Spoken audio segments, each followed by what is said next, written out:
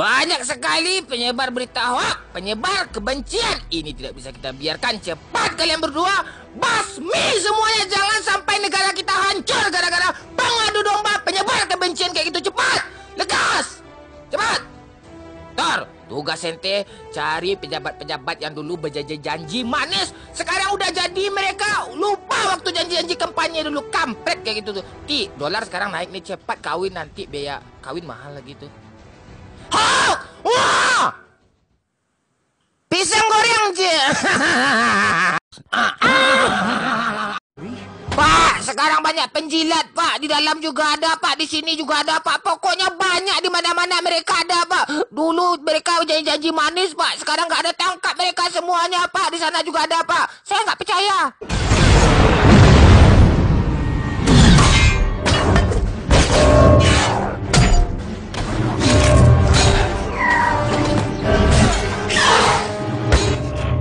Ini manusia pengkritik raya, cepat ciduk, tangkap dia sekarang juga.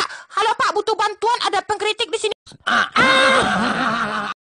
Sekilas info, semalam Real Madrid mampu mengalahkan klub lemah PSG dengan skor 2-1. Ketika itu PSG bermain dengan 10 orang dan dikarenakan kampret. Katanya Milan ini klub tangguh, tak terkalahkan. Kemarin kalah di kandang 2-0.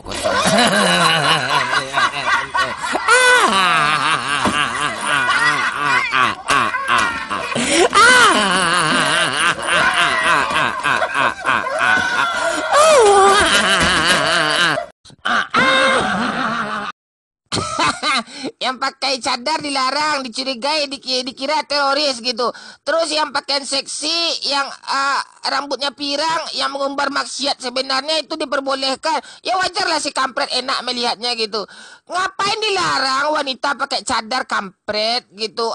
Berpikirlah logika. Kalian kalau nggak becus ngurus-ngurus peraturan, turun aja lagi. Kalau ada teman kamu berfoto di depan cermin, buka baju dan meletakkan tangannya di dagu, berarti dia homo. Saya mau nanya nih, kalian kok jomblo semua? Kok nggak mau pacaran kalian? Bro, kalau orang sehat nggak mau dia pacaran, kecuali orang bego. Oh gitu, saya mau jomblo juga lah. Ya, kami kan menang melawan PSG, otomatis kami lolos gitu. Tanpa disadari, kok Decul yang sakit hati yang masuk goa ya gitu.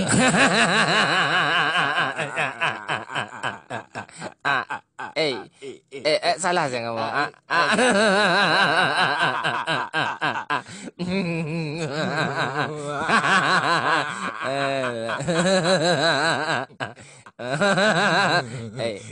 Decul masuk goa.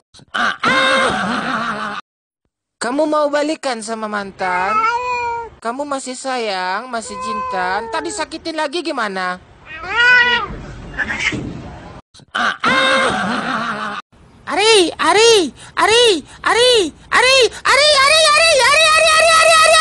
Sini Ari.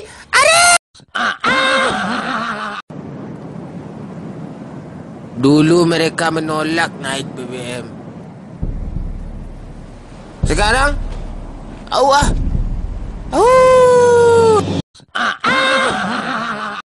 mudah-mudahan MU nanti kalah di kandang dari Liverpool. Amin.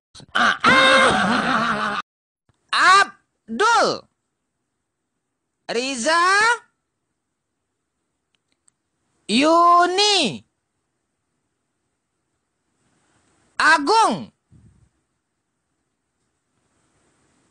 Mia, Febri, Widya, Afdal, iya, Azizah, iya, Yola. Iya, hadir semua. Ibal lagi makan es wall. Ibal ko inyo santiang ko ma baju sa Adidas mirip ko. Suwa Ibal seorang ya.